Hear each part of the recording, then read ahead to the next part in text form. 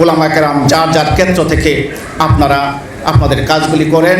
সময় এসেছে, সুযোগ এসেছে কথা বলার, এখন আর কোনো বাধা নেই।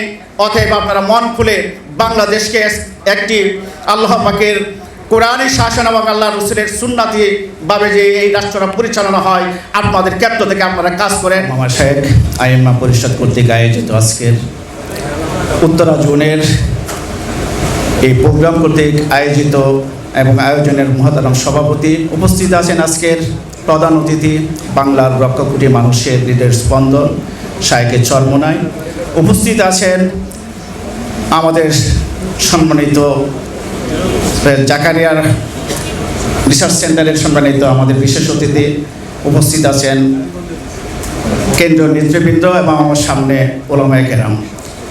ওলামা কেরাম জাতির শ্রেষ্ঠ সন্তান।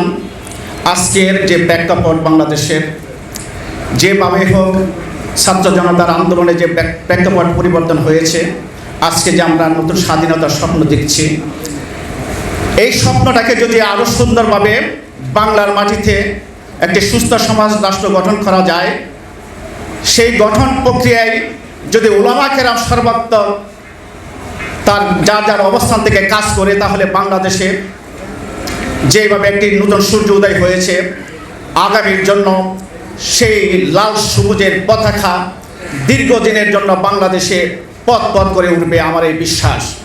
প্রয়োজন শুধু ওলামা কেরাম যার যার ক্ষেত্র থেকে আপনারা আপনাদের কাজগুলি করেন। সময় এসেছে, সুযোগ এসেছে কথা বলার, এখন আর কোনো বাধা নেই। অতএব আপনারা মন খুলে বাংলাদেশকে একটি আল্লাহ পাকের কোরআনী শাসন এবং আল্লাহ রসুলের সুন্নাতি ভাবে যে এই রাষ্ট্রটা পরিচালনা হয়, আপনাদের ক্ষেত্র থেকে আপনারা কাজ করেন। এই উদাত্ত আহ্বান রেখে আমি আমার আলোচনা শেষ করছি। আসসালামু আলাইকুম ওয়া রাহমাতুল্লাহি ওয়া বারাকাতুহু।